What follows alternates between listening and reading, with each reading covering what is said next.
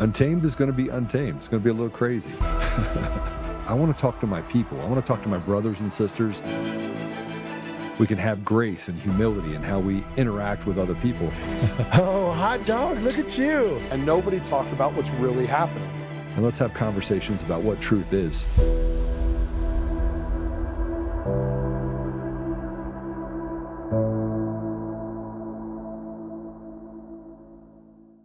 Haters are going to hate, obviously, but you did get a lot done. And even I know from where I'm sitting and where everyone in the chat is sitting, you know, people who are paying attention know all about Operation Summer Heat, and they know all about, you know, James Comey and Letitia James and all of this. So what would you say you're most proud of? Man, I mean, we did a lot, and I don't want to take any kind of celebratory victory laps, but, you know, the pipe bomb case was definitely sensitive, obviously. There was a lot going on. That's an ongoing investigation. But sitting there, I was sitting down, and it was I had brought in a different group of guys to take a look at something, and I got a call from a supervisor, totally out of the blue, and he said, hey, boss, are you sitting down? And I said, yeah, why? And he said, I think we got a suspect in this case. And Whoa. I got to tell you, I was like blown away, because I know we'd been busting our ass on it for a really long time.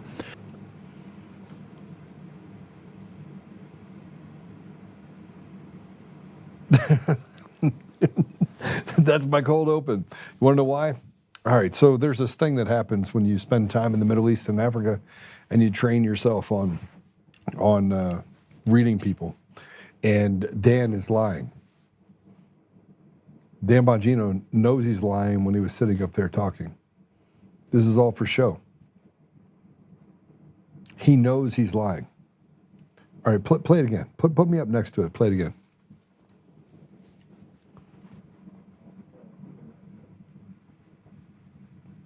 The haters are going to hate, obviously, but you did get a lot done. And even I know from where I'm sitting and where everyone in the chat is sitting, you know, people who are paying attention know all about Operation Summer Heat, and they know all about, you know, James Comey and Letitia James and all of this. So what would you say you're most proud of? Man, I mean, we did a lot, and I don't want to take any kind of celebratory victory laps, but, you know, the pipe bomb case was definitely sensitive, obviously. There was a lot going on. That's an ongoing investigation. But sitting there, I was sitting down, and it was I had brought in a different group of guys to take a look at something, and I got a call from a supervisor, totally out of the blue, and he said, hey, boss, are you sitting down? And I said, yeah, why? And he said, I think we got a suspect in this case. And I got to tell you, I was like blown away, because I know we'd been busting our ass on it for a really long time.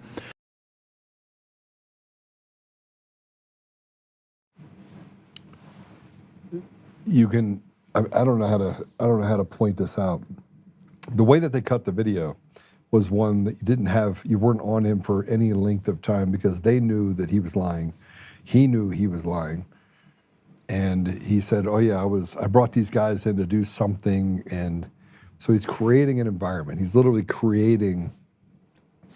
All right, so when you're looking at people, you're more concerned about what they don't tell you, not what they do tell you.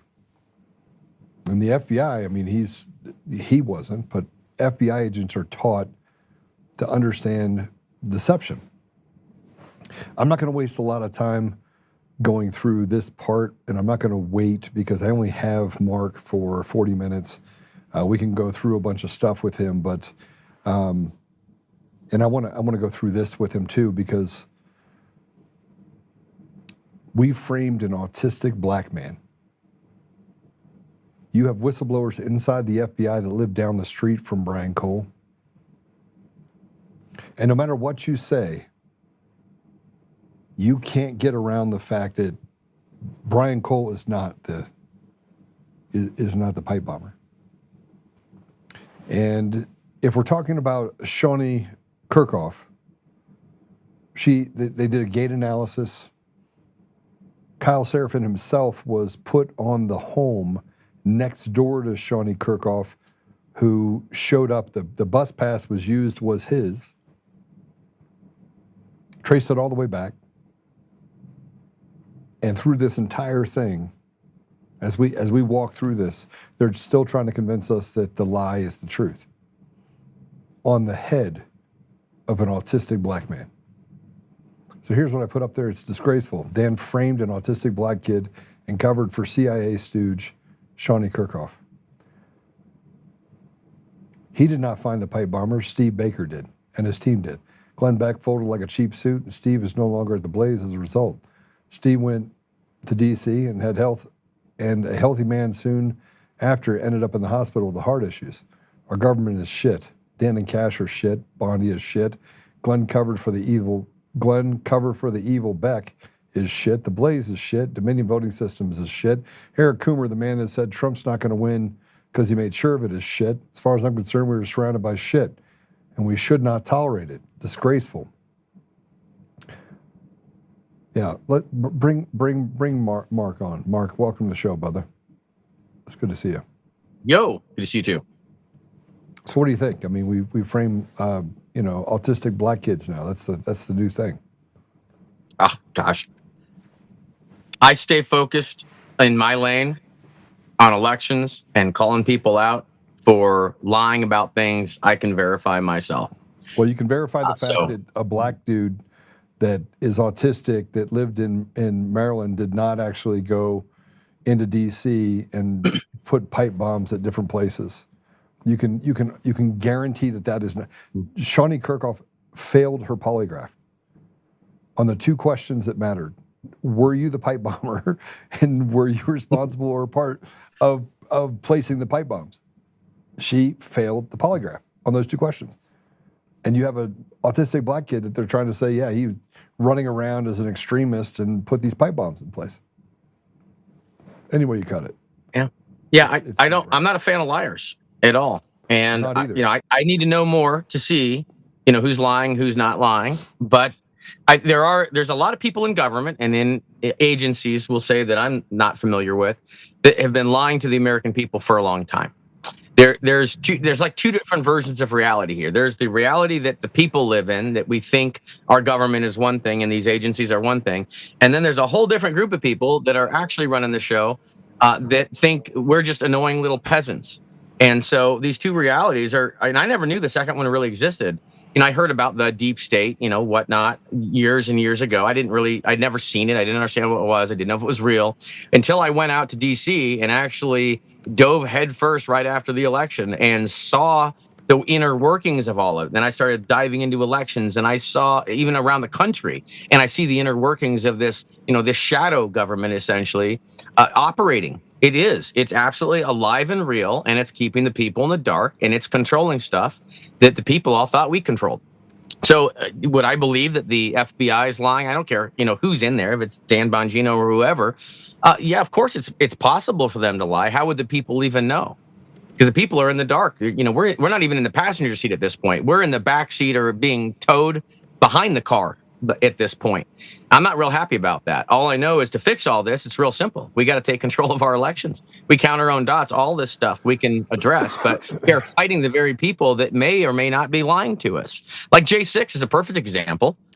We were completely lied to about J6. I know firsthand.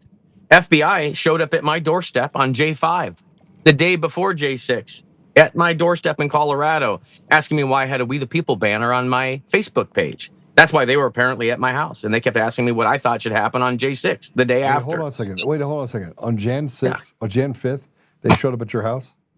Yeah, in Colorado. Yep. The day before J6, asking me what I thought should happen the next day. Isn't that interesting? Almost like they knew something. Yeah. That's because it really J6 started on J5. By the way. Oh, I remember. I remember. I was at Freedom Plaza. I was speaking at Freedom Plaza at night when all the cameras went out, all the way across the top. And I was like, this is how they stole your elections right here, and this is how they're going to steal the elections tonight in Georgia. And they were like, and they didn't want anybody to see it because it would have basically told them what to look for that night. And guess what happened that night? Everything that I said was going to happen on that stage happened. happen. That's correct. The people that have been doing all this to us know exactly what they're doing. They just don't want 100%. us to know it. 100%. 100%. Right. Well, Yeah. so I'll come back to the Kirchhoff deal because I want to dive right into this. Tina Peters and Victor Marx. Now, Victor Marx, there is a story within a story within a story within a story. Now, obviously, Victor Marx is playing the victim card, and he's still out there saying now people are attacking his family.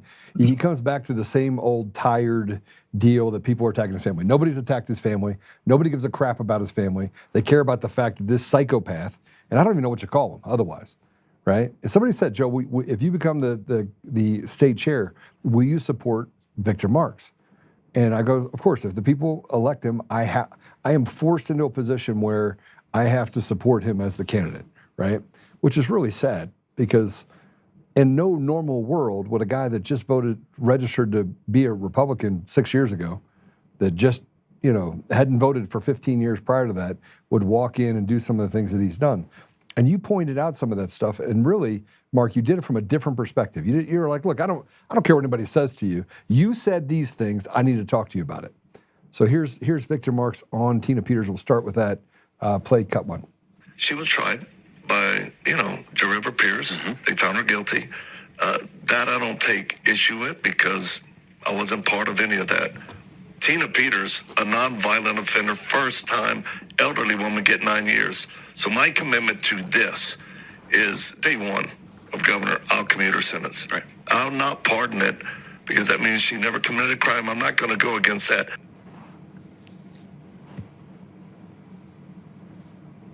I mean, here's a guy that is completely oblivious to what's going on over the last 6 years. I mean, you couldn't find a person that is more out of touch with Colorado politics than this man. I know, and that's why I reached out to him. I wanted to get him the information that he didn't have so he fully understood what the issue was. I mean, Tina's at the heart of all of this in Colorado. Our elections have been stolen from us. Really, they're being manipulated. People in Colorado haven't figured this out yet. They've been manipulated not just for a couple years, not since 2020. They've been manipulated far longer than that. And Tina happened to stumble across it. That's why they attacked her. And so for someone running for governor that doesn't understand this, I was like, are you kidding me? Hold on, let me see if I can mute that. That's a friend. But I could not believe that something like that could happen. That he wouldn't know, and he wouldn't even look at it. Wouldn't call me back. Other people had asked him to please reach out to me. He wouldn't reach out to me. Ignored their request. I went and started asking him on X to please reach out to me. I need to get this information to you.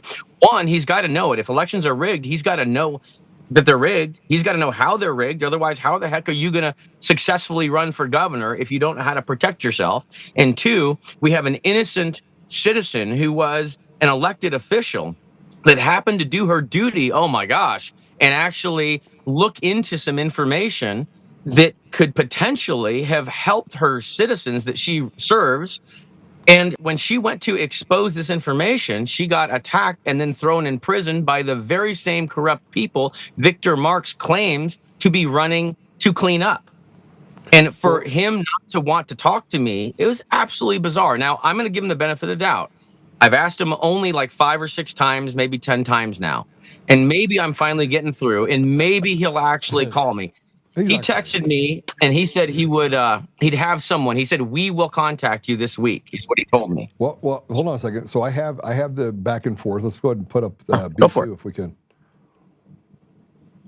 Okay, Victor, your senior advisor has still not reached out. Now, I'm assuming you know how to use a phone, right? How about you just call me right now? I sent you the number twice via DM attached here for transparency. And so you showed him that stuff, and here's his response. And I'm sorry, you said this. You said, well, no, this is beforehand. He said, let Mark, my senior advisor, know he will reach out to you. What is your best contact info so I can pass it on? And you said, I am the lead forensics in her case, and I've been around her about 90% of what she's been through and know things nobody else knows. It would be insane for someone that is running not to check on what I have to share. Who is we? Is Victor running, or is it we entity running? Is Victor refusing to meet with me? Okay, so now let's go to the new one. And here's the whole thing where you showed that you reached out, and he responded, right? Yeah. And he's responded since then. as well. Right. I mean, I just got something from him, I think today. Let me see here. I'll check. We'll check live here. Where's Victor Marx? Here we go. He says, Mark, we said someone will call you this coming week. And I replied saying that someone needs to be you. Because I don't want to talk to someone on his team. I'm not, people aren't going to be voting for this we entity that's running for governor.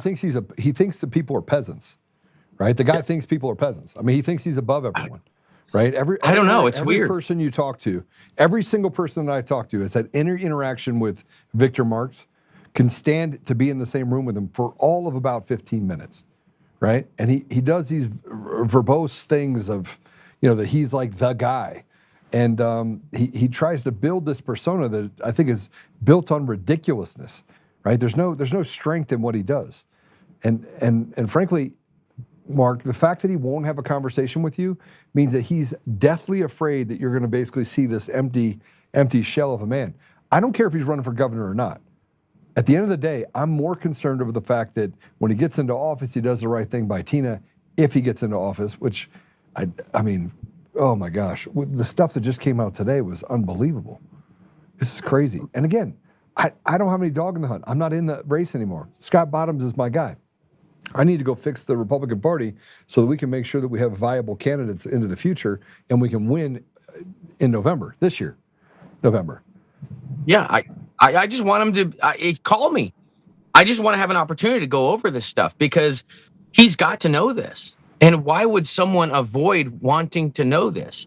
Why would someone that's mentioned Tina numerous times, that everyone in Colorado is talking about, that people all over the country are talking about, that President Trump himself has mentioned and even pardoned her? Wouldn't you think that maybe because the president of the United States of America has pardoned this woman, that if you're running for governor, you just might want to talk to the guy that did the forensics on her case so you can actually intelligently discuss this?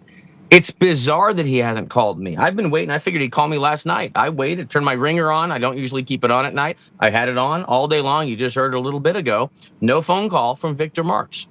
So I hope he's not an empty, I don't even know. Someone called him vaporware, I heard. I hope he's not that. I hope he's not an empty candidate. I hope he's legitimate. I hope he's real. I would like to have a discussion with him. As you can see, I'm very real. Mark, I'm very logical. I just want to talk to him. Hope is not a strategy, though, bro. We've talked about this. So I'd like hope to be a strategy, but it's not. Well, so here's. I want someone real. Yeah, well, I think that's the problem. Seth Keshel put up a post about voting machines in Colorado, saying, I think I found the problem. And now the GOP is losing the grip on Douglas and El Paso counties. California will be red before Colorado will. I don't have that on my bingo card anytime soon. Mass mail-ins, auto registrations, and mail harvesting equals doom. Yeah, scroll down. You'll see a comment of mine, too, I'm pretty sure. Yeah, no, we're going to take a look at that. But if you look at the margins and the margins in 2020 and the margins in 2024, now keep in mind, we have fraudulent elections in Colorado that are so fraudulent that my guess is there's at least 500,000 ballots and people that are there that are just absolutely vapor. Call them vapor candidates, right? Mm-hmm. So we don't really know. But here's what we do know. We know that this is not a blue state. It is a red state. That's 100% what we know about Colorado. And we know that fraudulent elections happen in all 50 states at a very substantial and significant rate. We also know... and it's not red or blue. It's literally, we have people, the citizens, their will is not reflected in these elections. And our will as citizens, Democrats and Republicans, our will is not being represented in our elections because these guys that have been doing this to us for decades have a way to override the will of the people. They can control the outcome of these election systems, and they have been able to do it for decades. And therefore, all of us are getting screwed. And meanwhile, they've got us fighting with each other, thinking it's, red or blue thing. It's not. It's so much more than that. And it's not just like the wrong candidate. Oh, we got the wrong person in office. It's not that. We are getting eroded. We're getting priced out of everything. We're getting ripped off. We're getting ripped off in every possible way. We are losing our houses. We're losing our jobs. We're going to be bankrupt soon. The states are going bankrupt. The people are going to go bankrupt. Everyone's going to see it hurt, and it's going to hurt so hard. It's going to hurt past the point where we can actually fix it if people don't start listening and doing something about it.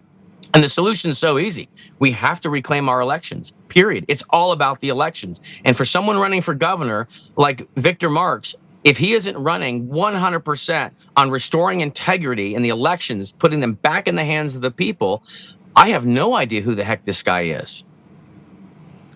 Yeah, it's not. It's getting worse and worse and worse. Put that back up, because Mark did have a post on that. It should be just below it. Could be. I can see my bullet.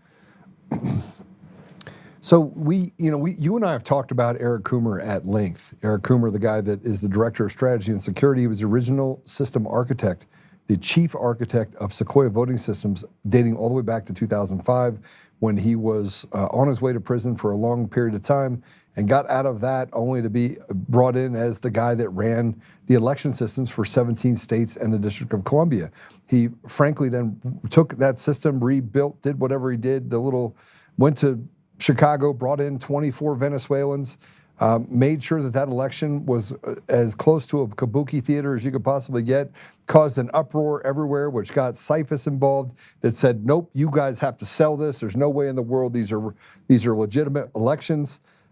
Inside of that entire process in 2007, for 3 years, it was run by this proxy group of managers that during that period of time saw so many election snafus that it was almost considered, several states considered throwing it out, including the District of Columbia. Okay? 2009 gets transferred over to Dominion. Guess who's right there again? Eric Coomer, the guy that was originally there in 2005 that caused all this pain, directly tied to Smartmatic, directly tied to Venezuela. He goes in, does his stuff, a known Satanist during this period of time. He gets himself in a couple more DUIs, gets himself into more trouble. But what's his background? What's his education and his knowledge? What's his knowledge? No. Yeah. He's got a PhD in nuclear engineering, right? And his doctorate thesis, which I have, that I've run now through every single AI platform that I could possibly get it to actually carry. And I said, build me based on this. Does this compute based on the cast vote records? We now are building an entire model which proves Eric Coomer's doctorate thesis, the math that he had in that, is directly tied to the PID controllers and the functions that are built in to the web, to the election systems that we have today. What a coincidence. So you're telling me that he has the knowledge necessary in order to develop a way to manipulate election results in a way that would be nearly undetectable by the people. He was smarter, but he's not that bright. Okay, fine. Mark's comment, put it up. It says, the infiltrators and the idiots in the GOP are providing the cover for the communists to destroy the state. The only thing I see that can save the GOP is Joe Oltmann. I take that as an endorsement for a state chair. Well, I would say that's probably accurate, because I really don't know who understands the system enough, understands the politics enough, has the courage enough, has the vision enough. And I'm not just saying this because I'm trying to give you an endorsement. I truly, if someone asked me who could do it, it is you. That's why I posted that. Legitimately, I don't know who else could do it. But it needs to be done, because I know there are good people in the GOP, but they're being crushed. They're being crushed by these infiltrators in the GOP, and they're being kept from realizing what the truth is. The parties have been infiltrated, both parties, Democrats and Republicans. Democrats were infiltrated long ago, and the parties were totally taken over. And they're taken over because the parties are used to control the candidates that are getting on the ballot. So then once they get them on the ballot, they can then manipulate the results in the election system to put people in office. So of course you're going to go after the parties, because it's a mechanism of control. It's a lever that they can pull in the elections. And luckily, some stubborn people stayed in the GOP, and we're putting up a fight. You know, we've got the real American people, the American citizens that are here, that are trying to fight the infiltration in the GOP, and someone's got to go in there with a backbone, a spine, and help the good people in the GOP clear out the infiltrators so we can return the integrity of the GOP. And I hope someone does that with the RNC at some point as well. Well, this gets me down to what's really happening in the GOP, and we talked about the blueprint. It's funny that the Dominion was right here in Colorado. It was a Canadian company. Oh, I'm sorry. It was a Serbian company that went to Canada, hid behind Canada, and then came to the United States and hid behind the United States. But what's funny about this is that in the blueprint, I was going through and watching the Rocky Mountain heist and all those, the things that looked at how the Democrats were able to do what they did. But in order to do that, you have to destroy fundamentally the Republican Party so that it holds less resistance to what they're trying to accomplish on the Democrat side. So everything we're seeing now is a massive number of people that are Democrats that are inside the Republican Party. I called them out in a video that I put up on Facebook. I'm going to share it to the other platforms, but I put it out there on the Facebook, and I was like, "Listen, if you want to have lunch with me, I'll have lunch with you. I don't even like you, and you don't like me. Well, that's fine, but let's put all that aside. Let's see if we can come to a conclusion." Now, right after that, I get a call from someone that says, "I talked to so-and-so. He's like, over my dead body." And I was like, that's exactly what I wanted to hear. I wanted to hear that you were a part of the Democrat establishment and that you want to see the Republican Party stay destroyed. And frankly, Mark, it's not even, we don't even have an office. There's no state office right now. None. Wait, there's no leadership. Who's the chairman right now? Who's the chairperson? Britta Horn. Britta Horn, who, by the way, did not let all the delegates show up because she couldn't find a place big enough to hold it. So she's having it down in Pueblo, in the cheapest part that she could find of a place that would have the assembly. And here's a person that has been in the position for, will be 16 months or whatever since she's gotten in. And absolutely nothing has been accomplished other than $250,000 in debt. The donor class thinks that it's abhorrent.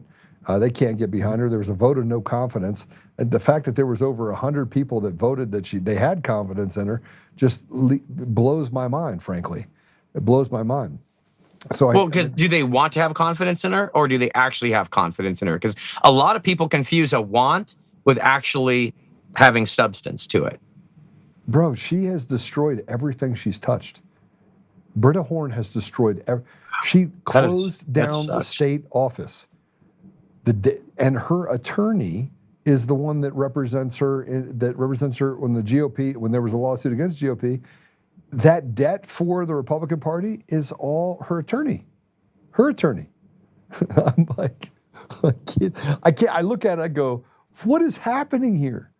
Like, how is this even possible? How do you hand the reins over to someone that so clearly is ill-equipped and has no talent, no ability to run a party? You hand it over to him because you had these people that said, okay, that's the person we want.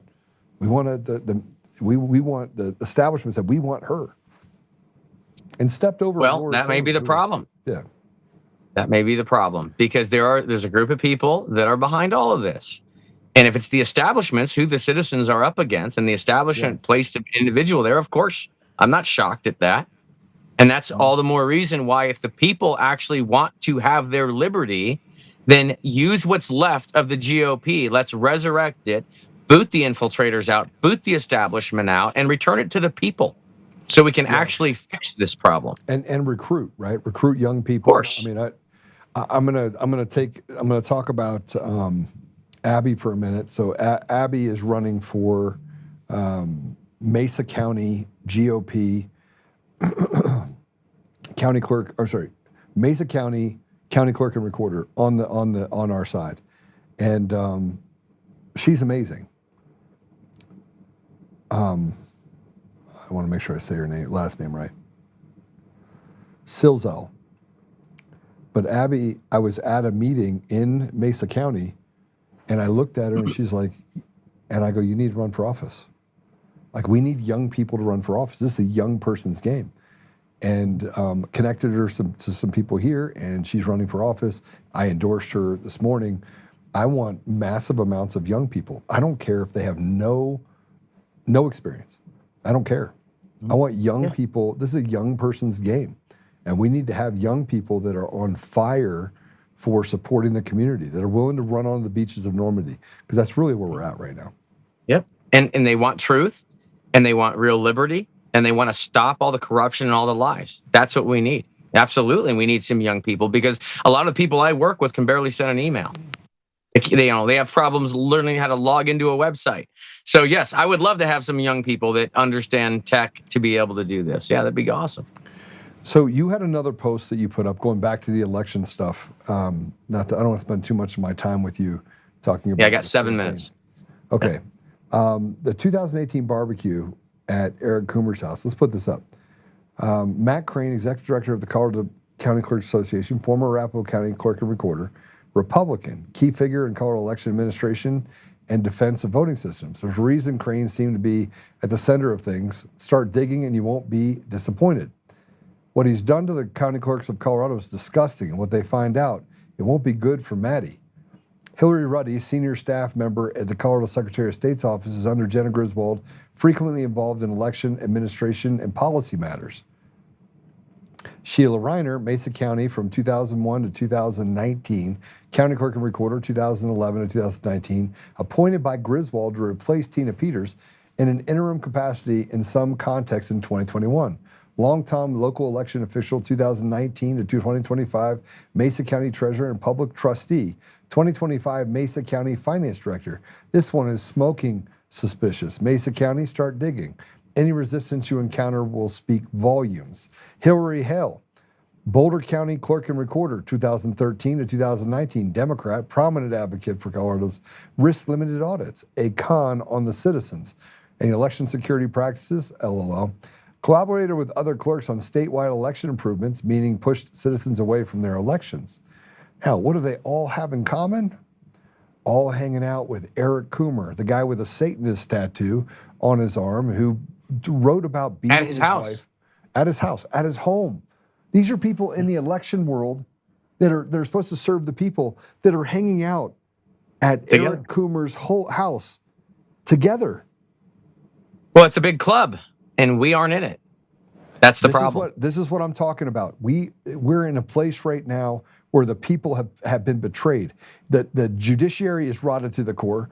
That the judges are terrible. The attorneys are terrible. One of the most massive corruption and fraud cases in the state of Colorado's history. And the AUSA and the Supreme Court justices all swept it under the rug and tried to hide it from the DOJ. And that just gets me in the DOJ, who's terrible. So, Mark, tell everyone where you are and what you're doing. And, the gig is up, bro. We're tired of the charade. They can't stop lying. They can't stop lying because they've been doing it for decades, and they desperately do not want the people to figure this out. Because once we figure it out, we're going to abolish this system of control, this corporate-run election system. And once we take back control of our elections, their entire house of cards falls. And I'm sorry, but American citizens, we have no choice. We have to. We won't have a nation otherwise. So right now I'm out in North Carolina. I'm about to head up to Guilford County. I'm about 30 minutes away, and that's why I got to hit the road here real quick. I'm doing a presentation tonight at 6 o'clock with the citizens. Then we're going to get together and do a little bit of strategy session tomorrow morning, and then I'll be on the road to the east part of North Carolina. I've got a couple events on there, so you can find all those events, locations, etc. at handcountroadshow.org is where all that's at. And if you want to, and please do, follow me on X, I would really appreciate it because I will be dropping a lot of more live stuff. And tomorrow is going to be my first, my first show of Tactic Tuesdays, where I'm going to actually start going over, I'm going to spill the beans on all the cabal's tactics that they've been using over the years to manipulate our elections. So tomorrow's the kickoff for that. Show episode number 1, and you'll want to watch for that. I'll record it sometime tomorrow, and I will put it out online by the end of the day. I wish I could do them all live, but because I'm on the road all the time traveling around, I'm going to do my best to keep them at a fixed time, but it's probably going to be sometime before midnight that I'll get them out to you guys. So it'll be a lot of fun. Then I'm going to have guests on every week. Every Tuesday, I'll have a guest that has been affected by that particular cabal tactic. So if you want, we can put these into the Untamed Nation world, and I'd be down. Broadcast it. We did it for Father Mahana. He has his Untamed show, and it worked out really well. Does it once a week on Thursdays. I'm kind of untamed, so I'm okay with that. You're definitely untamed. That is absolutely true. So are you. All right, God bless you, brother. Thank you for being the patriot that you are and going all the way around the country. By the way, we're in opt-out mode with the Republican Party in Colorado, so the hand count roadshow is going to become very important when we move to capture back our primary elections and take it away from the state of Colorado so that they can have no part of it. So looking forward to that. You got it. All right. See you later. Thanks, All right, Joe. God bless you, brother. You too. Whew, we're going to take a quick commercial break. When we come back, and we got so much to talk about. So much to talk about. Yeah, before we go back to it, before we actually go, Mark's one of my favorite people, by the way. Seth Keshel's going to be on this week. Dave Clements is going to be on this week. We got a bunch of people coming on this week. It sounds like we're going to get on the guy that runs is the Point, Rob Whitwer. It looks like he served in Colorado State Senate, and that the Rocky Mountain Heist is based on the blueprint by him. Well, maybe we'll have him on. Wait, no, we wouldn't have him on. Grandmother. He is very interested, not a Republican anymore. Yeah, I'd love to have him on. Okay, so we're gonna go to a commercial break. When we come back, we'll talk a little bit more about the Shauna Kirkhoff deal, the CIA stooge that is the pipe bomber. I mean, if you fail at polygraph, your gate lines up, and they're covering for you to frame a autistic black kid. That just says a lot about how evil both sides are in this apparatus. We'll be right back.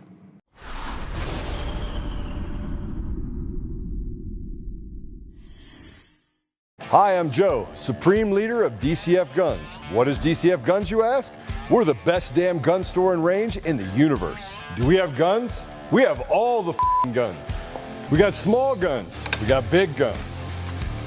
We even have beastly guns. We offer all types of training, and we have 5 ranges across our 3 locations. I'm a good shot. And of course, we have all types of ammo. We even have flamethrowers. Woo!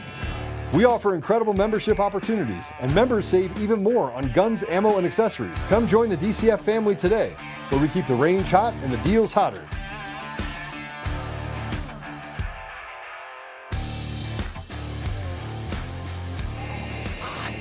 It's hot.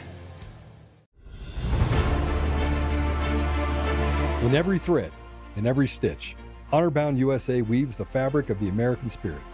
It's not just apparel, it's a testament to God, family, and country. At Honor-Bound USA, we're a family of patriots who put our faith, family, and America first. When you visit our website, you'll find a line of products that embody our commitment to pray, stand, speak, and act. As the official site for the Untamed podcast, all of our products proclaim speaking the truth with courage. We also have the powerful documentary from Professor David Clements, Let My People Go. Identify yourself as one of the few who are willing to stand for what they believe in.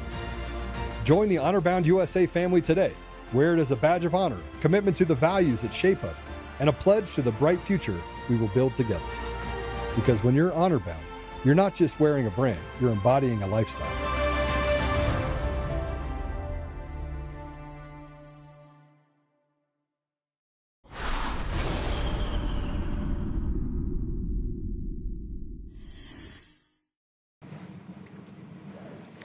All right, welcome back. So we were talking about before when Mark came on, and obviously we're in this place where it's utter chaos.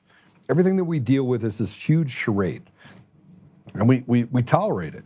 We find ourselves tolerating it over and over and over again. And remember, it was liars that crucified Jesus. It was people that were jealous, that did not want the truth to be told to the people. They were afraid of it.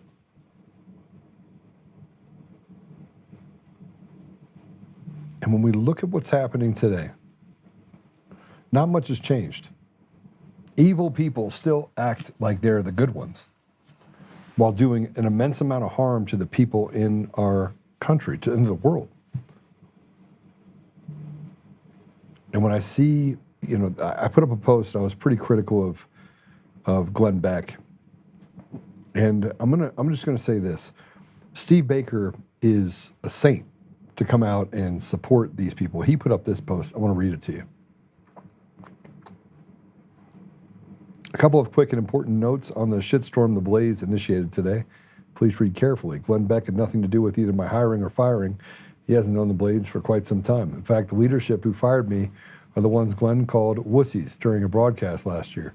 They're also probably responsible for his near complete separation from the company he founded. My prohibition from appearing on the Blaze TV show had nothing to do with the show's host. They have all been overwhelmingly gracious and welcoming to me, including the producers, crew, and sidekicks. They were highlights of my time at the Blaze. I wish them nothing but success and prosperity into the future. Ditto for all the other editors, writers, engineers, gun gurus, hair and makeup artists, security teams, accountants, and janitors. They all made my time at the Blaze a very special 2.5 years. I will miss them all. The simple fact that our decision to part ways was a fundamental difference in how the sides felt about how to handle the larger J6 pipe bomb story. I thought we were going to do this amicably and leave the doors open for future projects together. Right up to the very eve of my termination, they were still trying to get me to reconsider, stay, and play to their rules. I couldn't do that. Any other version of events told or to be told is an absolute falsehood. So I had to respond to that because I was the one that pushed it out there. I got a lot of calls about it. Like, I can't believe they went after Steve. I talked to Kyle Seraphin about it. Kyle's like, it took his name off of the bio that he was at the Blaze. And I took offense to that. And I took offense because you stand up for your brothers, no matter what. And I could be 10,000 miles away from Steve, no problem. I could be in the same room with him. If I'm in the same room with him and someone comes to take him, they got to go through me first. And you'd say, well, why? Why, Joe? He wouldn't do it for you. Maybe. Maybe he wouldn't. But that's not what being your brother's keeper is all about. That's not what 1 John 3:16 is. Not the gospel of John 3:16, 1 John 3:16, that God gave up his only son, so we should be willing to give up our lives for our brothers. I take that to heart. Maybe I take too much of what it says in the Gospels to heart. Maybe I take too much of what Jesus says to heart. But I do. I said this. I said, I stand corrected, and I apologize for assuming without checking with Steve that he was forced out. Glenn Beck, however, did not stand when he had the chance to do the right thing. Being your brother's keeper is difficult when the thirst of recognition is paramount. I do not aspire to suffer as Jesus or to make my life more difficult than it has to be. Yet I do aspire to a level of dignity and choosing the right, despite the path being more difficult.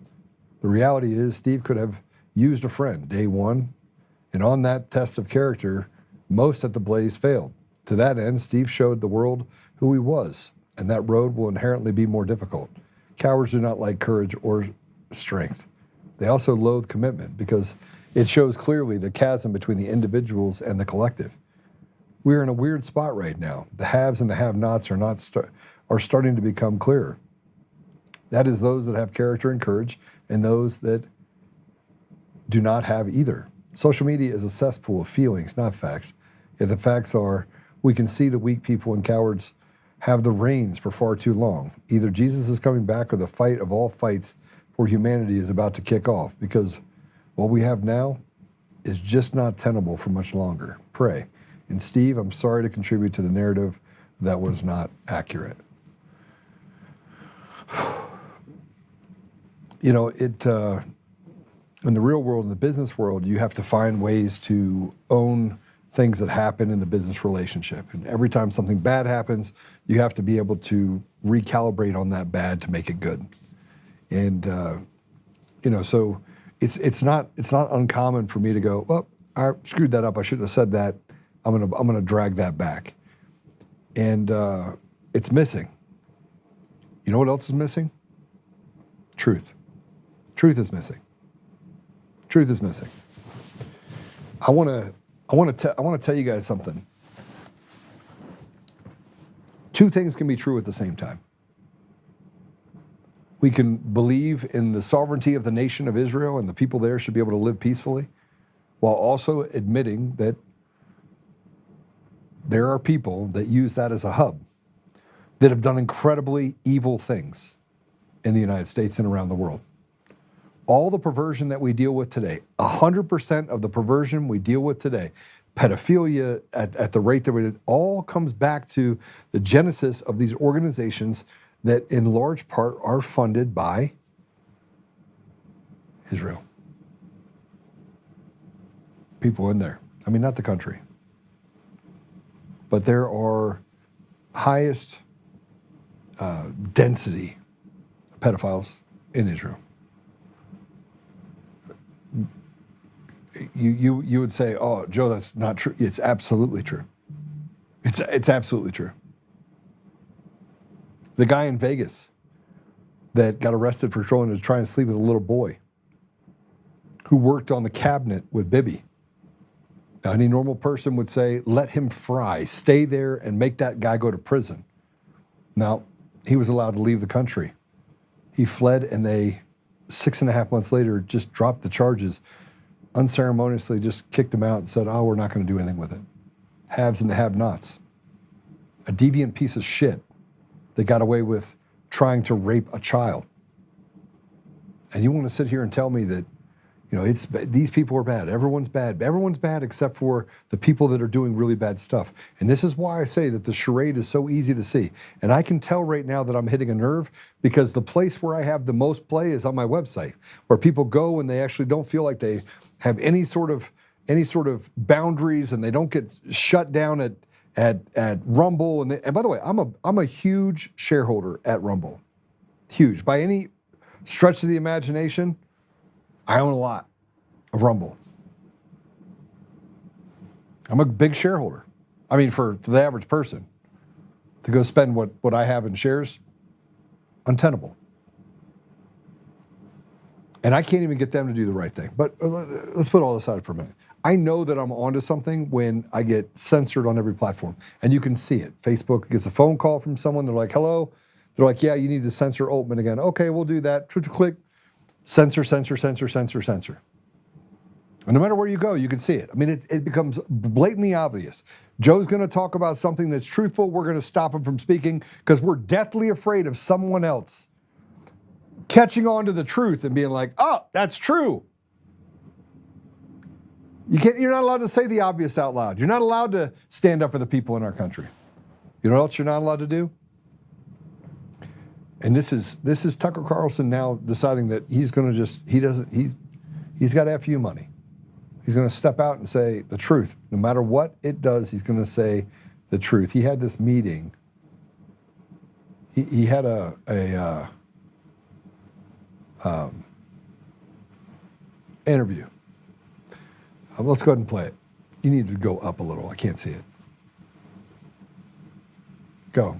And underneath all of this, and the reason that I really do worry that the country is going to become like openly tribal, and that leads to violence every time, is that a lot of the same people who are upset about the rise in anti-Semitism, which again I think is real, I mean I can tell it's real, and I don't like it either, are the ones who abetted all the anti-white hate for so long, which is still not being addressed. The Trump administration sued Harvard over its anti-Jewish discrimination. Yeah. Which is like, it's deranged. What a slap in the face to white people. Well, it's unbelievable. Oh my God. And of course, the anti-white hate is still totally embedded at every level of our government and in business, and most famously in schools. So that's like an attempt to hurt people on the basis of their race, and no one has said anything about it. And my point is, these are either universal principles, they apply to every human being endowed with human rights by the Creator, or they're just preferences. It's just your tribe against mine, and then I'm allowed to fight your tribe for the benefit of my tribe, like, and it just evolves into Rwanda. So, like, I think we could diffuse a lot of this if, like, the head of the ADL would be like, I'm every bit as opposed to anti-white hate as I am to anti-Jewish hate. If we could all just agree that it's all wrong, then we decelerate. But until then, how can I take you seriously? Yeah, and and I think along with that is, we have to stop fighting wars on behalf of Israel, and we have to have some type of separation. I mean, I'm not saying that, like, I'm not saying we should be enemies with Israel or that we should go to war with Israel or anything like that, but the relationship, the special relationship between the U.S. and Israel is so freaking weird. And now in this new media environment, it's been exposed. I don't think stop fighting their battles for them. Stop telling me that girls can be boys and boys can be girls, which are run by faithless, godless, synagogue of Satan individuals. Every single one of those organizations is run by those people. Go look it up. Matter of fact, get me a couple of those organizations, please, so I can actually prove a point here, if you can, while we're sitting here. The LGBTQYP, gender fluid, everywhere you turn, these freaks are right in front of us. Everywhere you turn. And the goal and the target is always Christians. And pissing off black people to say that it's white people when really it's not. It's the synagogue of Satan. And trying to tell you that it's white people that caused all these problems for you. No, it's not. And the same thing was done overseas. I was there. I'd go to different countries and they would all tell you the same story. And it was the same people that showed up to tell us that, you know, you're a bunch of dogs. And they believed it. The synagogue of Satan people did. The Talmud people. Not the Old Testament, God-fearing, good people. No. The people that literally held themselves to a standard where they literally can shit on anyone that they want. That was the problem. And it's not the Jews. Just so we're clear. It's not the Jews. It's not. And everyone wants to, you know what, Tucker Carlson, I'm gonna drop some stuff on you you're not gonna like. There's a difference between the Jews, even the Samaritans, and these Bolshevikian, whatever you want to call it, fake Jews. These devil-worshipping Nazi people. And you would say, Joe, I'm confused. No, you're not. Anyone that tells you that you have to allow for evil things to happen because these people did it when they're hiding behind the true and good people of a country, there's something wrong with you. I'm going to say it. And I'm not self-loathing. And my family is Jewish and Catholic and Christian and Mormon. I have the biggest smorgasbord. I am the mutt of all mutts. And you can't convince me. You can't sit here and tell me that it's okay to wait 6.5 hours in Israel on October 7th and watch children be slaughtered. And that's what happened. You had women raped and children that were slaughtered, and it was all done with the approval of the people that stopped the IDF from coming in. Because let me just tell you something, you can't go 50 meters without running into someone that's in the IDF, and there's no way 6.5 hours later that there'll be no presence of the IDF on the street after 6.5 hours. It's not possible. You'd have to set it up that way. And then there are people that have testified that they were told not to go on patrol and to stay out of that area. They were told, these are IDF soldiers that were told to stand down while people in their community were raped. Who does that? Who does that? Who in their right mind does that? Victims in their own environment, but it set the stage for us being able to do things and go in and act and do whatever we want to do. October 7th was the most terrible day for people literally just trying to have fun. Well, people came in and just victimized them. But they were used as a storyline and the people can see it. That's why I say it's a charade. You can see it. You can see it. Can't we sit here and tell the truth? I don't give a shit about people's feelings. Let's talk about the truth. These people were betrayed. They were murdered in cold blood by an agreement between Hamas and the leadership that is supposed to protect the people of Israel. That's what happened. That's what happened. And the betrayal against the American people based on these charades, they have been stealing elections for decades. They've been lying to us and helping us embrace or telling us to embrace the ridiculous for decades. Girls can be boys, boys can be girls. It's all about protecting people. You have to take care of these people. You know what? Here's the deal. I don't care if you're a pink dinosaur. You can be whatever the hell you want. Stop recruiting children. Stop making it difficult, making teachers have to teach this garbage. Putting DEI and a bunch of other stuff that frankly is a bunch of perverted bullshit. It's not even real. And let me just go through some other things with you real quick. Here, let's put this up there, can we? Let's put up the Global Action for Trans Equality. This is GATE. Now, who do you think runs GATE? Who runs it? It's run by a bunch of freaks associated with what? Oh, let me just get right to it. Yep. Faithless, godless people that happen to be a part of this thing. And if we don't separate it, Tucker Carlson just said it. He said it very clearly. He said, the anti-Semitism is easy to see. It is ridiculously easy to see. It is. I have a friend of mine, Alex.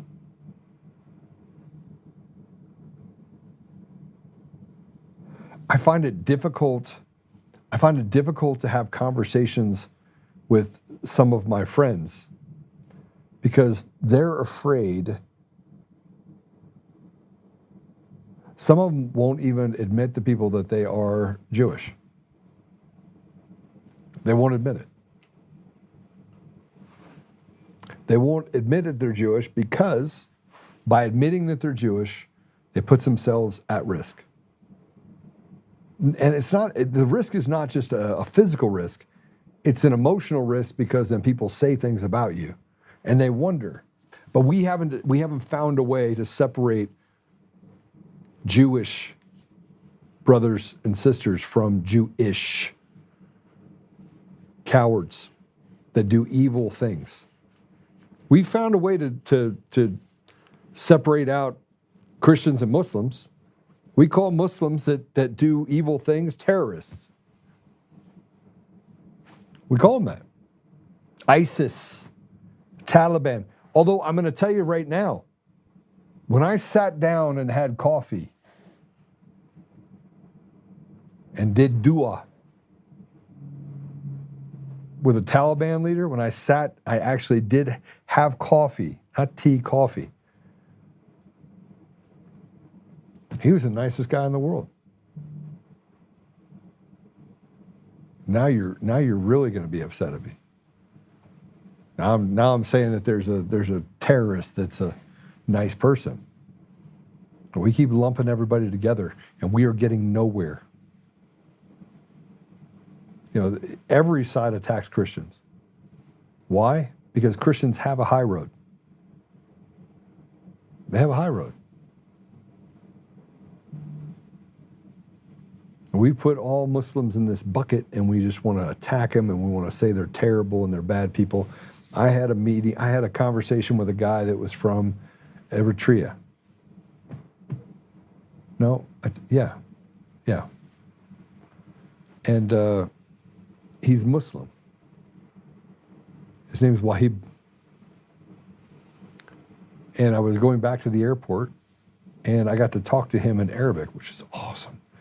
And for not having as many conversations with someone who speaks Arabic, I did extremely well. I understood what he was saying, which I take as a marker. Like God's like, okay, I know you're really rusty at this, but I'm gonna let you understand. And so I sat there, and we just talked. We talked about the food, we talked about the culture, and he had been to Mecca and Medina. And he had been to Saudi Arabia and Bahrain and all these places. And you'd say, well, why is he driving an Uber? And you just don't know. You actually don't know why people do that. Time on his hands. Super nice man. And then we talked about what really it is that he sees as the problem. And he was very clear. He's like, Israel. And I was like, really? And I said, well, what if I told you that I'm a Jewish Christian? He's like, I'd still tell you it's Israel. Now keep in mind, I haven't paid for the thing yet. I could have given him 0 stars. He didn't care. He wanted to be truthful with me because I was being truthful with him. I was having a good conversation with him. And I go, I don't think it's the people. And he goes, I agree. It's not my people either. So So imagine this. You're having this conversation and doing all this stuff, and you're talking to this man, and he's saying the quiet part out loud. How many people does he have in his car that he doesn't get to tell that to, that have some preconceived notion that it's every Jew over in Israel that's like, yeah, let's bomb the hell out of Iran. It's the opposite. And look, I don't want to kill anybody. I don't want the footprint, my footprint of nationalism, to be America first, to be on the throat of another country at the expense of killing people while saying that I'm more important in humanity than another. And I think that's my problem with these diabolical people that run different states, like Griswold and Polis and Weiser and Dan Rubenstein, and I can go down the line. And now I have a case out of Mesa County where Dan Rubenstein's wife is involved in the stealing of land from somebody and literally just swiped land. And my friend had the same thing happen in Wyoming. It's happening now all over the country. By the way, if you own land, they are literally walking in and stealing it with these fake deeds, and time goes by, and then you don't know that you didn't even have your land anymore. I bring this up because if we don't start separating this stuff, and by the way, Jews are coming out talking about this, but the media won't let them talk. They're too busy talking to these Zionists over here that only want blood. I'm not a Zionist. I am 100% a Christian. That means I follow Christ.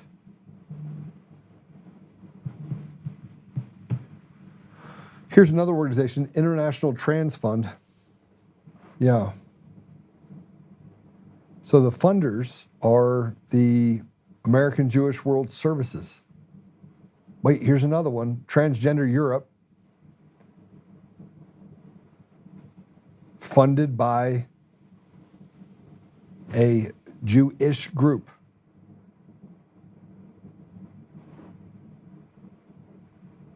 I mean, look, you don't have to like what I'm saying right now. Here's Tigu. They have created a club where evil, instead of saying it's a Satan's club, and by the way, I call it the synagogue of Satan. If you don't like it, go to Revelations 2:9. Go to Revelations 3:9. It's in the Bible. These are people that are Satanists. And if you don't think this is Satanism, I don't know what to say to you. And look, if you're a transgender, I'm not against you. I'm not against you.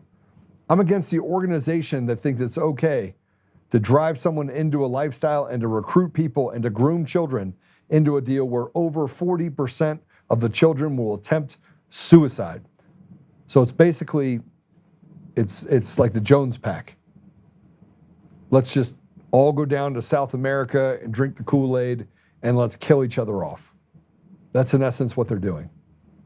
If the agenda was to get the world population down, pretty easy to do, right? Just turn everyone into eunuchs, cut off penises and stop women from being able to reproduce. They've done it with vaccines, they've done it with big pharma, they've done it with environmental changes, they've done it with chemtrails, they've done it with, you can look at all the things that they've done to us and the charades that they put in front of us, and it's easy to see. And all we're saying is, listen, life, liberty, pursuit of happiness, let us have a good life and step out of the way and stop treating us like slaves. So let me give you an example of this group of people. Anti-Defamation League, terrible, terrible, terrible, terrible, terrible, terrible people. Listed me as a militiaman, and my organization as a hate group. I've never hated on anybody, ever. I'm not even hating on the people that I should hate on. I should want to tear these people apart that try to hurt my people in my community and groom children, but I don't. So here's a case that we've talked about before that this is the America First Legal. So if you don't know about the America First Legal, do we have America First Legal? Can we put up their website? The America First Legal filed a civil rights complaint against Cherry Creek High School District for branding student misconduct culturally appropriate and blocking student discipline based on race. This actually happened. Cherry Creek. That's a Republican stronghold, right? And the package has been, we haven't even started talking about the fact that the DOJ, Pam Bondi is a cunt. She did nothing. There was nothing that was done by the DOJ of any significance. And you start hearing stuff like they got the murder rate down at the FBI. Who did that? Show me who did that at the DOJ. Show me the action that was taken that actually resulted in this going down and murder going down. Show me what the DOJ did. Show me what the judges did. Show me what anybody, show me anybody in the DOJ or the FBI that their actions resulted in less people dying and less misery of the American people. They can't even pay for anything. Put it up, please. Good organization, great organization. American First Legal. Go check it out. They're protecting all sorts of people, and they're well funded by parents that are just trying to fight for the basics of what's in their community. Go ahead, take it down. Whew.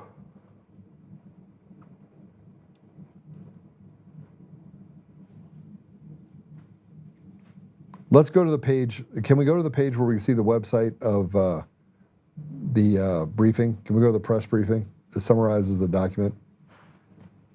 Is that it? Yeah, you're going to make it bigger for me, for my eyes. Okay, so American First Legal files federal civil rights complaint against Colorado School District for branding students misconduct culturally appropriate and blocking student discipline based on race. What are you teaching people? You're actually creating a race war. We got rid of it. American First has filed a federal lawsuit. Civil rights complaint with the U.S. Department of Education Office for Civil Rights and the U.S. Department of Justice's Civil Rights Division, calling for the immediate investigation in Cherry Creek School District in Greenwood Village, Colorado, for violations of Title VI of the Civil Rights Act of 1964. There's a thing in here. Can we play that video?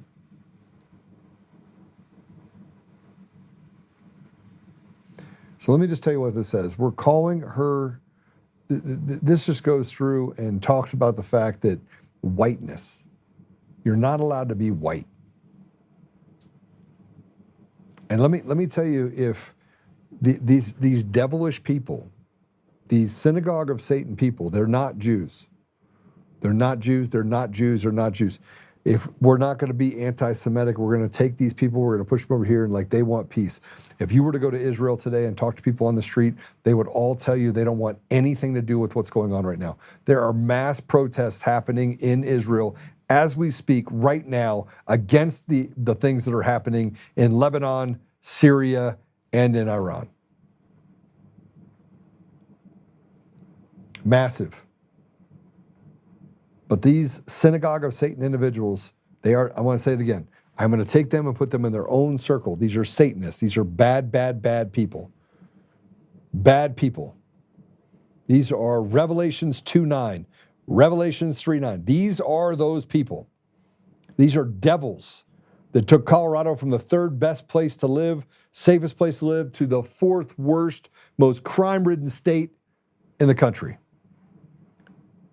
I want to talk about the fact that they've destroyed the state of Colorado in every category, from education to opportunity to business to regulations to human rights to constitutional rights. They've destroyed all of it. They literally are standing on the throat of people in Colorado every day. They have stolen their First Amendment right, their Second Amendment right. They're making it legal for people to sue counselors that say, listen, I'm going to teach you about therapy, and that maybe this isn't the right path for you. That makes it for them speaking to the child, First Amendment, the right for parents and other people just to sue. Parents that are just third parties, by the way. Child Protective Services can sue them. Anyone can sue them. Biggest problem we have in our state is that people can't live.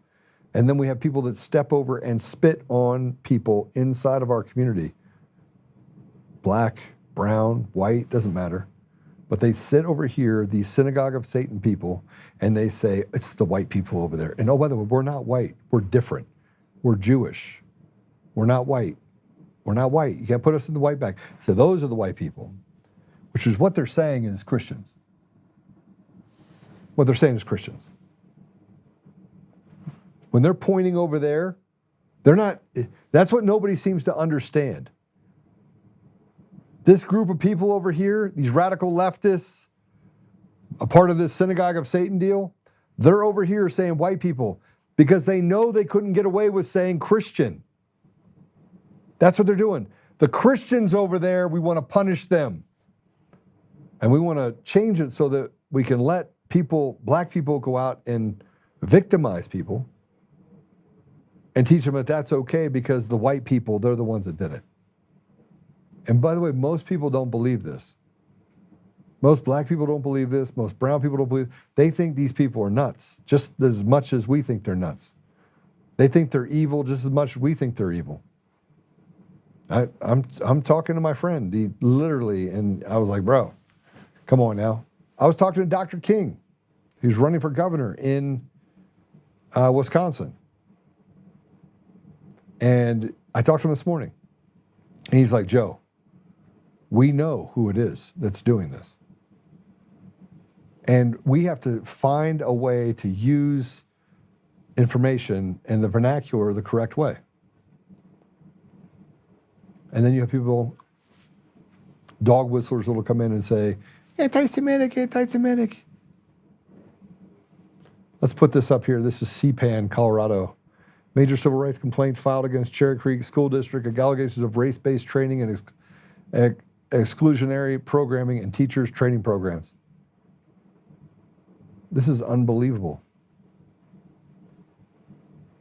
And you know who was involved in some of this stuff? And I don't want to speak for him, but Patrick has been fighting this fight because he stood up and said, look, I'm an American. And Patrick's of the same, he's in the same deal that, like we're from the same generation. We thought we crushed, we thought we crushed racism. I thought we got rid of it. This is from June of 2025. And so I want to look at how quickly, I want to show you how quickly the DOJ works. What you just saw was from June of 2025. Okay, June 2nd, 2025. Dear Office for Civil Rights, this is a federal civil rights complaint pursuant to the U.S. Department of Education's Office for Civil Rights Discriminatory Complaint Resolution Procedures. Colorado Parents Advocacy Network, CPAN, is submitting this complaint to formally report civil rights violations occurring within the Cherry Creek School District in Colorado. We're filing the complaint against CCSD for violating Title VI of the Civil Rights Act of 1964, which prohibits discrimination based on race, color, or national origin in programs receiving federal funding. June of 2025, take it down. Now, in January of 2025, President Trump issued an executive order, 14188, directing stronger action against campus anti-Semitism. That was what happened in January. February 2025, the DOJ forms a joint task force to combat anti-Semitism involving DOJ, Department of Education, HHS, and others. The task force announced visits to 10 high-profile campuses, including Columbia, Harvard, Northwestern, UCLA, and others. Ready? I'm not done yet. In March of 2025, the task force begins aggressive enforcement. On March 7th, the administration cancels $400 million in federal grants and contracts to Columbia University, citing its continued inaction and deliberate indifference to persistent anti-Semitic harassment since October of 2023. Similar funding freezes or reviews hit other schools. Northwestern faces a freeze on $790 million. Negotiations intensified after the March funding cut. Columbia made initial concessions on March 21st, 2025. The full settlement was announced on July 23rd, 2025. Columbia agreed to pay $200 million to federal government over 3 years and $21 million to the EEOC Claims Fund for affected Jewish employees. Total $221 million for affected Jews. In exchange, most frozen funding was restored. Columbia adopted the IHRA definition of anti-Semitism and implemented other policy changes. Brown University settlement announced in June 30th, 2025, agreed to pay $50 million over 10 years to workforce programs. Cornell University settlement announced November 7, 2025, paid a $30 million fine and a $30 million in other commitments. Northwestern University settlement announced November 28, 2025, agreed to pay $75 million over 3 years to unlock $790 million in frozen funding. So what is it? Tell me what the DOJ has actually done to stop these initiatives that are hurting white people all over the country. And it's not just hurting white people, it's hurting race relations. It is creating a race war. So the first order of business of the DOJ was combating anti-Semitism, not DEI, not Marxist teachings that are ripping our society apart. Costing people their jobs, their livelihoods. They got to put these stupid things that are pronouns on it. Nobody wants to do that. It's ridiculous. In 3 months, federal funds began getting pulled from all universities on clear violation. Now, these were clear violations. And now you have 2 civil rights complaints at the DOJ for Cherry Creek. 2.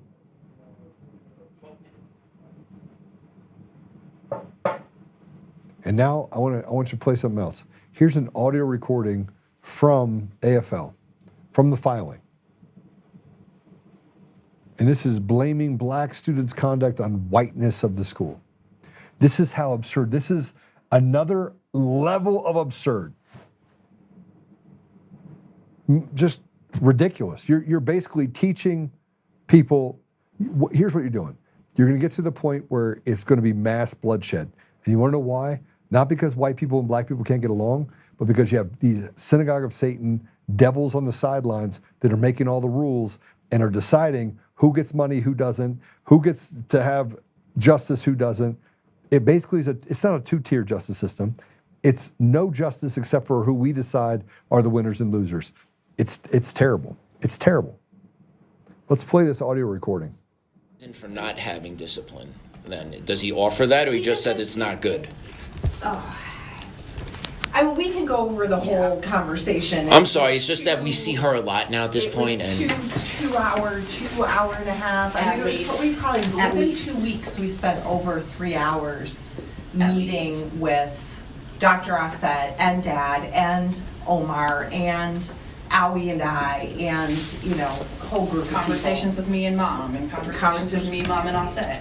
So the bottom line in all of this is that their first instinct is implicit bias. So if, for example, is not responding appropriately to concerns, it's because has implicit bias towards a black young lady, and that she does not know how to navigate the cultural identity of a black young lady, and that is talking to her like talks to anybody. This is just how communicates, and that is culturally appropriate for her to communicate that way because that's what is culturally appropriate. And that what is happening is that the whiteness that is present in our building is looking at that in a punitive way. That we are not. Is this a fair way? You're on point. That we are attributing negative connotations to what is essentially exactly. We're calling her disrespectful or disruptive or defiant when she is just communicating in a culturally appropriate way.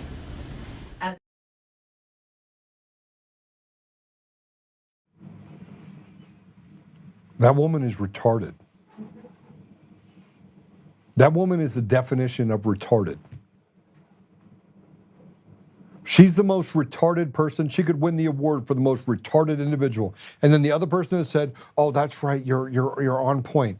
You're stupid retarded. You're even past the part of retarded. You fell in a bucket of retard and you never got out of it. You almost drowned." That's how retarded these people are. They're being disrespectful. You have them screaming at people, pulling people's hair, doing all sorts of stuff, and that's appropriate. And we have to give them free passes. No, we don't.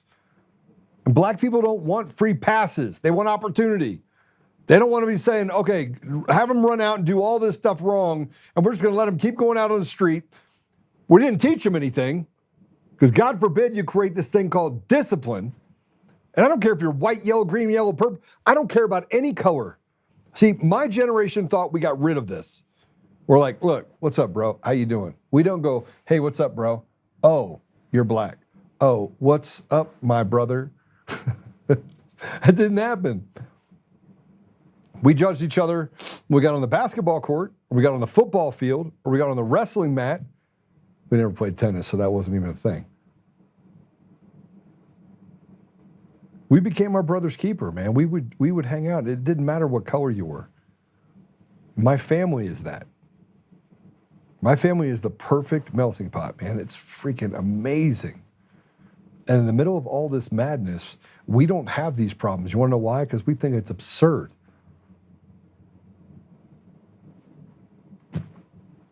My sister's black. She married a white dude. His name's Rick. He's awesome.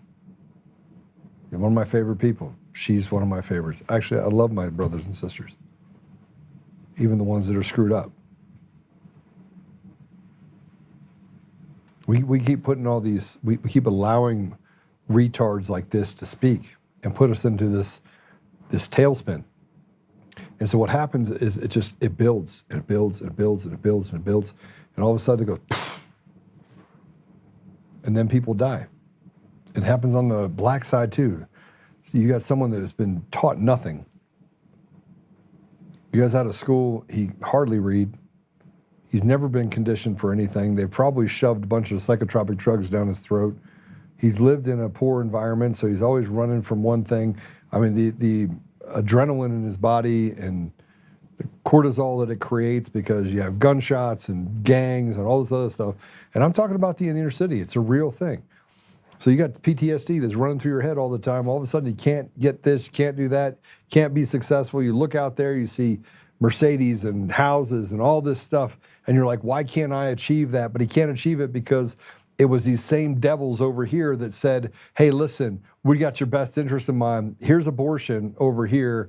And oh, by the way, just go out there. You could be LeBron James or a drug dealer. And they want him to be LeBron James, but on the dumb side, so that they can just take all that money, and when they're done with him, in the gladiator sports of America, they can just shove him right back out on the street and he can go back to being poor. We got to make sure that drugs are out there, though, and porn, and we got to strip the white people of the society, because they're the problem. What they're saying is they got to strip society of Christians. We got to get rid of Christians. Yeah, get rid of the Christians. Get rid of the Christians, because if we get rid of the Christians, we got rid of all the problems. Because then it's a heyday. We do whatever we want, right? But then you don't actually look at what they're trying to accomplish. The World Economic Forum said, Yuval Noah Harari said it very clearly. We want to eliminate, Bill Gates said it. We want to eliminate 90 to 95% of the population of the world. There's too many people on this planet. Now, at the same time, they push Green New Agenda, and they dropped stuff out of the sky from us, and they came in and screwed up society and said you can be a cat. I mean, the amount of stupid going on in our society, the retardedness that we have in our society that is self-made by people that are retards on the side that control every lever of our society. They control the mores of society while they browbeat Christians by using the moniker white. And they're not white. And we're so retarded we can't see this. How is it? How can you not see this? How can you not see what I'm saying is true? That's why I say facts don't care about your feelings.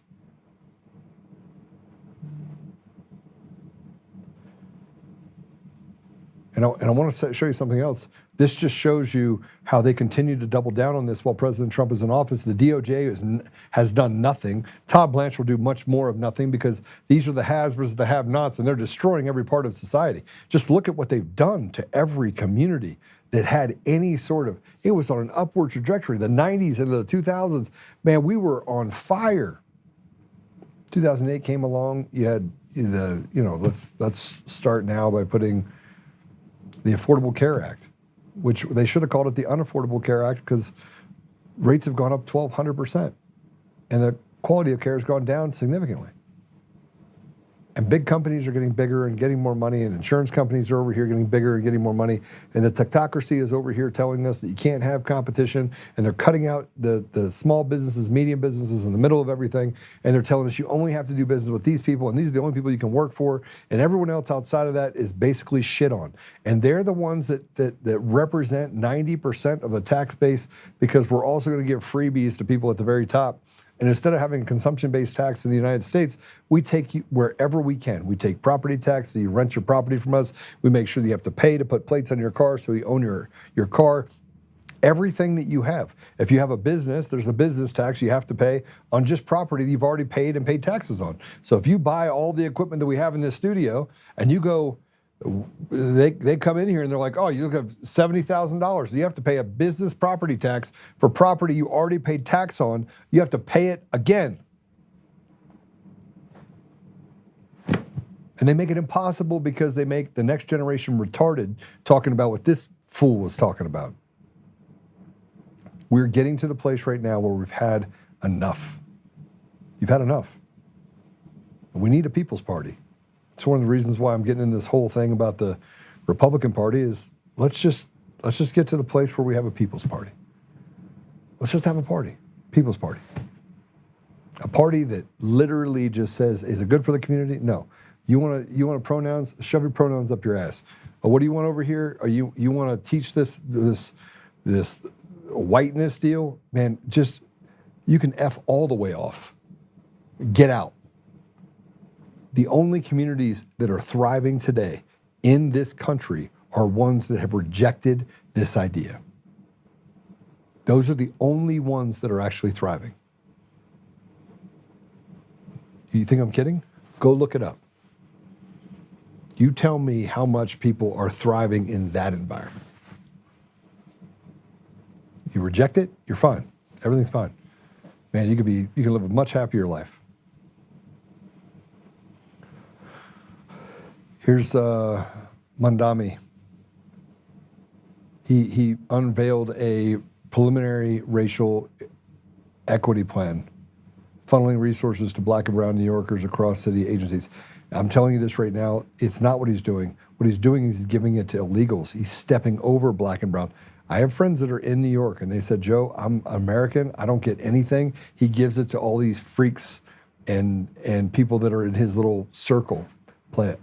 And while today's true cost of living measure confirms that the affordability crisis touches every corner of our city, we know that these effects are not applied evenly. So often, it is black and brown New Yorkers who are hit the hardest. This preliminary racial equity plan is the first step in developing a whole-of-government approach to tackling that reality. It is a plan that lays out these first steps to solve decades of neglect and discrimination, and it places the work of 45 city agencies within a singular framework. This plan was born during a defining moment in our city's history, when New Yorkers were in the streets in the midst of a global pandemic, calling for justice, demanding accountability, and bearing witness to brutality unfolding on our streets and on our screens. In that moment, our city was asked to reckon with the deep systemic inequities that have long shaped life here and to do better. New Yorkers across all 5 boroughs answered that call. Their voices, their advocacy, and their persistence are what brought us to this moment. The release of the preliminary citywide racial equity plan is a reflection of that collective mandate. It is not just a document, it is a commitment to confront institutional and systemic racism within our city and to begin the work of dismantling it. Now, you know what this is? This is a boogeyman behind every corner. This is a George Floyd bullshit of the guy who had 4 times the lethal limit of fentanyl in his system, but we're going to ignore that. We're going to punish a cop for 19 years for what is absolute bullshit. Our system is completely screwed. There's nothing left of it. There's nothing left of it. We have stolen elections. And until you actually get rid of the stolen elections, you have nothing. You have nothing. You are literally a slave on a ticking time bomb. And sooner or later, they're going to come take it from you. If they haven't tried to take it from you already, i.e. me. Stand up against the devil itself. Stand up against people that are devils. Separate the wheat from the chaff. Talk about the fact that the people inside of Israel are equally victimized by these evil doers. People that have done evil. Somebody said, Joe, how do you decide? Kyle Clark said, how do you decide, Joe, who's the synagogue of Satan? You shall judge them by their deeds. That's how I found out who they are. When they do things to actively destroy everything that we represent. And when you have Lauren Boebert gets on and takes a picture, a selfie at a Rockies game, and can't recognize the fact that Tina Peters is in jail and that we are at war, all you showed me, Lauren, is that I want nothing to do with you. And I got to work with you because I'm going to fix the Republican Party. But in the future, we will have candidates that won't do that. They won't even once even try to dance with the devil. You watch as people in Colorado burn, and you think it's funny. You think it's hilarious.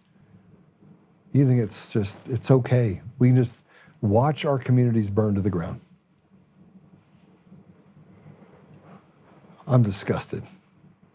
I'm disgusted by the leadership that we have in our country right now. I'm disgusted by the DOJ. I'm disgusted by Bondi. I'm disgusted by Todd Blanche, because you know what? It's not that complicated. I'm disgusted by the judges that we have in positions of authority that have done real harm to our communities. Can't be any more disgusted. Just disgusted, disgusted, disgusted, disgusted.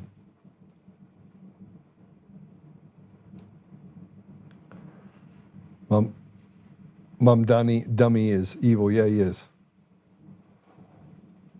Yeah. I just want you guys to understand that what we're dealing with right now is absolute evil, and we are headed towards a cliff that we will not come back from. We won't come back from it.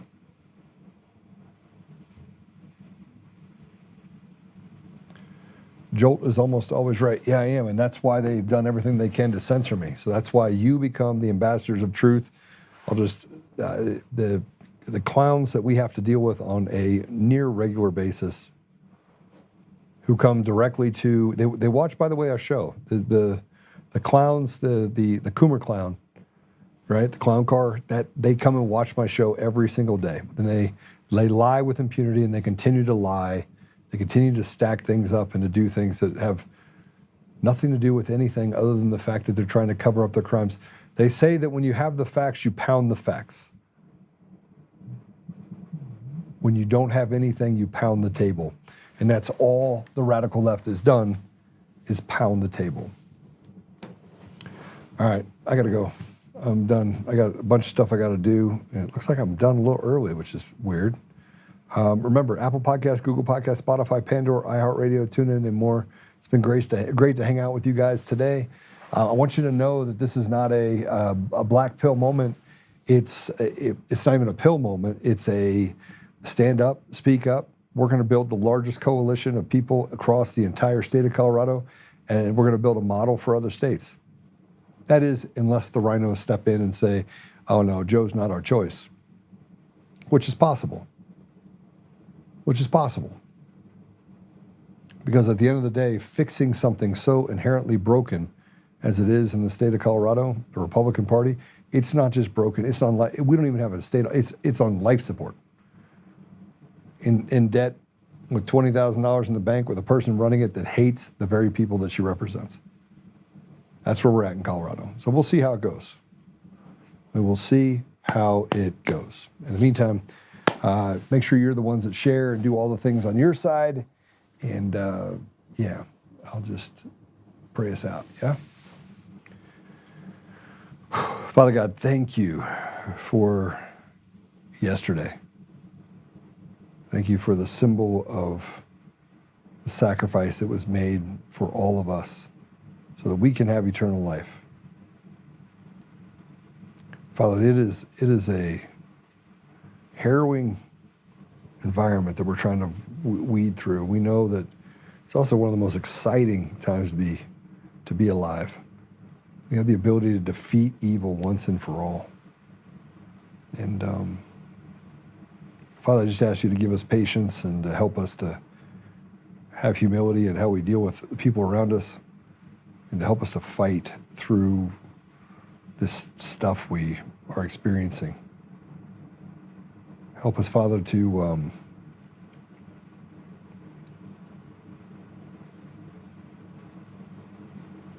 have courage and to act in that courage, to represent you well. Father, I just ask you to help our friends that are suffering right now. Dave Bear, that's fighting as hard as he can against this cancer, and I just keep bugging you for it, but I just pray that you can heal him fully. Help us, Father, that we may be able to see the light at the end of the tunnel and walk towards it by doing the work that needs to get done in the meantime. Help us that we can make Colorado a better place, make Colorado great, but that we won't sacrifice ethics or morals in order to get there. I ask these things, Father, in the name of Jesus Christ. Amen. Oh, so much to do, so much to do. I want to thank Patrick for the fight that he put himself in. It's cost him dearly. After 19 years, he was in education. 17 years. Through this 19. He's getting educated right now. Yeah. I know 17. I had to go through my Rolodex in my brain. All right. We'll see you guys tomorrow, same time, same station. Remember to hit the share button, do all the stuff that you do, and continue to fight. I'll continue to fight here too. Take care.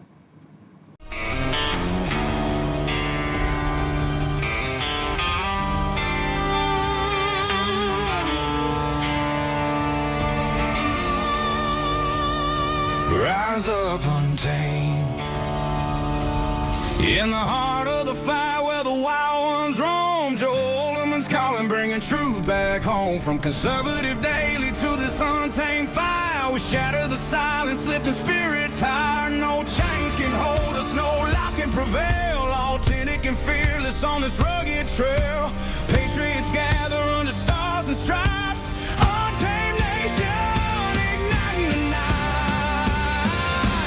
Untamed nation, let the truth roll out in this land of the free. Standing proud from sea to shining sea, we won't back down. Catch the fire, wear the crown. Untamed nation, it's our battle song, motivating hearts where the brave belong. Yeah, untamed and wild, forever strong. Play it again all night long.